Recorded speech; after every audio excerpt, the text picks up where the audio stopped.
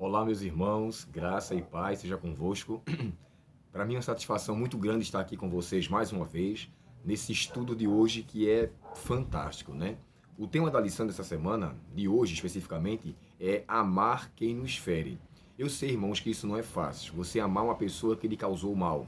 Você poder mostrar para ela que você não compartilha daquele mesmo tipo de sentimento, daquele mesmo tipo de comportamento, de atitude. Então, assim, quando Jesus começa falando aqui tem uma parte inicial, antes de entrar no texto que Jesus fala, que fala assim: nós devemos amar a lama que está com a pérola ou a pérola que está na lama. Aqui a frase diz assim, ó, alguém disse, amar nossos inimigos não significa que devemos amar a lama em que a pérola está enterrada. Significa que amamos a pérola que está na lama. Uma coisa que eu aprendi, eu não devo deixar de amar uma pessoa que, a princípio, tem um parecer contrário e que possa causar uma certa divergência. Uma coisa que eu aprendi é sim, eu devo amar a pessoa como ela é, para vê-la como ela pode se tornar. Porque é assim que Cristo nos olha. Cristo nos olha não como nós somos, mas como nós devemos ser. E eu coloquei aqui a minha resposta nessa pergunta 5, é assim, ele pede, o que ele nos pede era para que nós viemos nos tornar uma pérola, e não como estamos no momento, que no caso seria a lama. Hoje eu estou na lama, mas Cristo me vê como uma pérola que eu posso me tornar. Então é dessa forma que eu tenho que ver aqueles que podem ser chamados de meus inimigos, né? E aqui ele começa fazendo ênfase a um texto de Mateus capítulo 5, no verso 43. Deixa eu falar uma coisa aqui para vocês, irmãos. Esse texto está baseado no Sermão do Monte. E esse Sermão do Monte, quando Jesus termina aqui a parte das bem-aventuranças, ele depois fala sobre dois pontos, né? Sobre o sal da terra, depois ele fala sobre a questão de guardar a lei, que ele não veio para anular a lei ou os profetas, mas veio para cumprir. E agora entra um ponto interessante. No verso 21, ele começa a falar, iniciar 6 frases que é chamado de frases adversativas. E vai do verso 21 até o verso 48, que é onde conclui essa parte que nós estamos lendo aqui de Mateus 5. O que é que tem a ver essa frase adversativa? Mas agora irritou o nariz. Essas frases é tipo assim: eu gostaria de chegar cedo, porém me atrasei. Tipo, eu quis acreditar em você, depois vi que tudo era mentira, ou porém vi que era uma mentira. Então Jesus, quando começa dizendo assim, ouviste o que foi dito, não matarás. Eu porém vos digo, se alguém odiar, já adulterou. Do jeito que ele começa aqui, ele termina. Deus começa, o próprio Jesus começa falando do amor ao próximo e termina com o amor ao próximo também. O verso 21 fala assim, ó, vocês ouviram o que foi dito aos seus antepassados, não mate. Se cometer homicídio, você estará sujeito a julgamento. Eu, porém, lhes digo que só basta se irar. Porque, irmãos, naquela época as pessoas achavam que a punição era tão somente para quem matasse.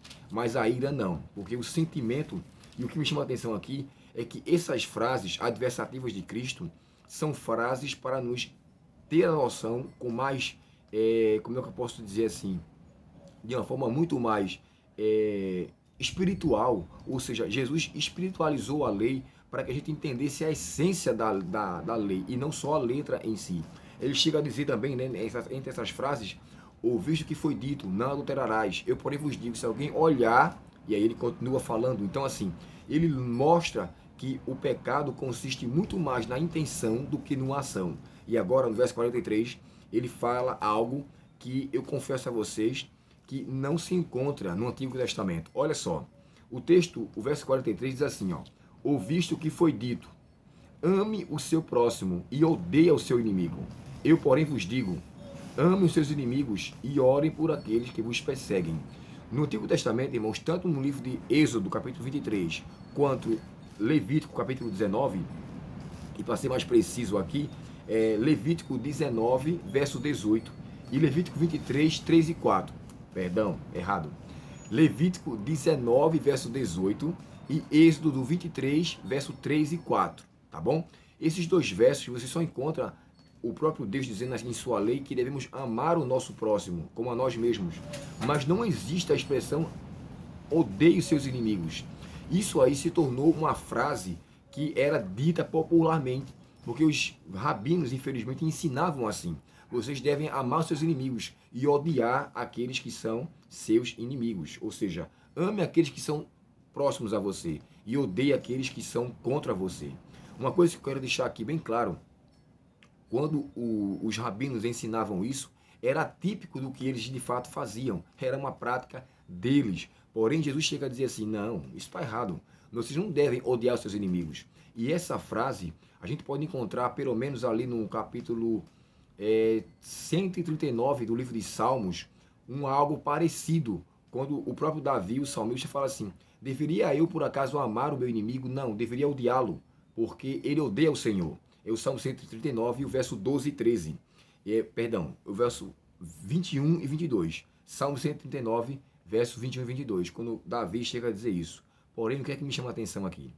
Jesus pede para com que a gente venha amar o nosso inimigo, para com que a gente faça dele um amigo em nosso coração, de maneira que o comportamento nosso não seja igual aos outros. E Jesus aqui faz a comparação.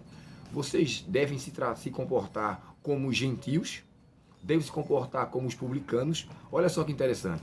Jesus faz a menção aqui no verso 46 e 47 de duas pessoas, ou duas, como é que eu posso dizer assim, dois tipos de pessoas que eram odiados pelos judeus. Os publicanos, eles eram odiados pelos judeus pelo fato dele trabalhar para Roma e cobrar impostos.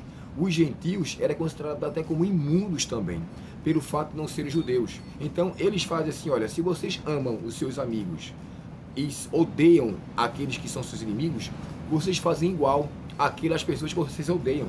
Então assim, entre vocês e eles não tem diferença. Vocês estão se comportando de igual forma. Podem falar o que quiser deles, mas são iguais a eles. E agora Jesus mostra a diferença de se tornar no tocante àquilo que devemos de fato ser. Por isso que esse sermão do reino é interessante, que Jesus ensina de fato como devemos ser através de um Espírito que habita em nós, e esse, claro, é o Espírito Santo. E aí ele fecha aqui o texto, quando ele chega a dizer assim, ó, portanto, sejam perfeitos, como perfeito é vosso Pai que está nos céus. Esse termo perfeição, só para vocês entenderem aqui, é o termo teléos. É o mesmo termo que em hebraico é citado para Jó. Tan, completo, plenitude, uma pessoa perfeita. E esse termo perfeito aqui não quer dizer impecável. O sentido perfeito aqui quer dizer uma pessoa que está madura, uma pessoa que está em processo de crescimento, mas tem uma certa maturidade. E esse termo também, irmãos, ele é aplicado para um sacrifício. O sacrifício perfeito. Nós sabemos que o sacrifício ele era imperfeito, mas precisava ser um animal perfeito, já crescido. Então esse termo aqui perfeito não deve ser entendido como algo impecável ou um algo 100% sem questão de melhora, mas é um termo que significa amadurecido, você está pronto.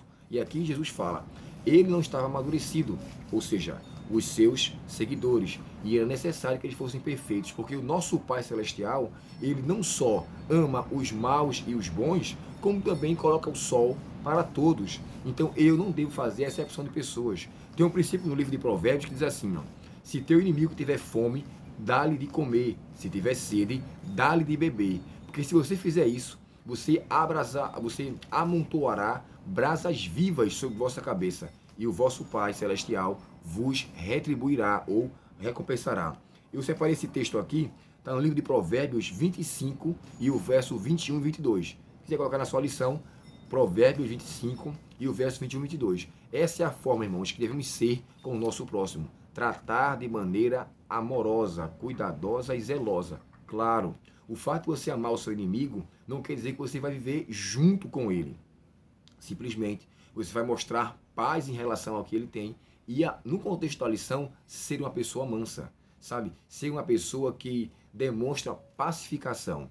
Lembre-se de Jacó, quando ele vai até ao encontro de Esaú, ele vai até Esaú, se reconcilia, dá os presentes, mas ele não volta com Esaú. Ele permanece em seu caminho e vai em sentido contrário. O que é que ele quis ali? fazer ou realizar uma reconciliação, né? Reconciliou com seu irmão, mas não acompanhou mais. Isso é que a gente deve levar em consideração. Viva em paz, considere, e aqui eu quero fechar com vocês o pensamento. O livro de Hebreus diz assim: segui a paz com todos e a santificação. Eu entendo isso aqui o seguinte, irmãos. Para eu seguir a paz com todos, eu tenho que buscar a santificação. Eu não posso dizer que eu sou santificado ou estou buscando a santificação se eu não busco a paz com todos. Porque é uma coisa que liga a outra. A santificação é uma demonstração de busca de amadurecimento, de busca de renovação e transformação. Logo, eu vou estar em paz com todos. E essa paz deve me fazer, de fato, demonstrar que o Espírito Santo habita em mim. Que o Espírito Santo me faz modelar-se e eu não sou igual às outras pessoas que odeiam aqueles que odeiam ou retribuem o mal com o mal. Nesse capítulo 12 de Romanos, e o verso 20, ele chega a concluir também repetindo essa mesma frase de Provérbios. E ele fala assim: não te deixes vencer do mal, mas vence o mal com o bem.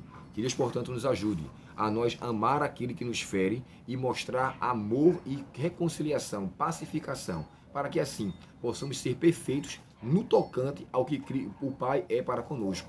Pois Ele nos ama, e de acordo com Romanos 5, verso 10, Ele nos amou sendo nós ainda pecadores. Então, se somos de fato discípulos de Cristo, devemos amar aqueles que aos nossos olhos são inválidos ou talvez desmerecidos do amor de Deus, porque nós também somos iguais a Ele. Então, assim como aprendemos de Deus, devemos externalizar o aprendizado. Oremos ao Senhor. Querido Pai Celestial, obrigado pela Tua palavra e pela importância que nos dás de amar aqueles que nos ferem. Que nós possamos, Senhor, verdadeiramente amar a todos aqueles que, por mais que nos machucam, mas que nós possamos mostrar a essência do amor de Deus em nosso coração. Que ao externalizarmos o Espírito Santo em nossa vida, possamos atraí-los muitos ao Teu reino e fazer, Senhor, com que eles sintam que, por mais que somos injustiçados, quando assim for, nós o amamos e sempre queremos o melhor para cada um deles. Nos ajuda, ó Pai, a nos converter nesse assunto.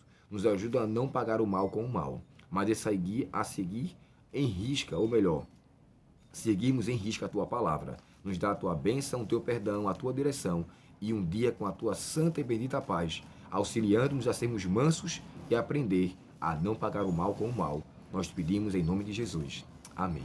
Deus abençoe você, um bom dia na presença de Deus e amanhã estaremos aqui juntos novamente para estudarmos a sua santa e boa palavra. Até o próximo estudo. Até logo.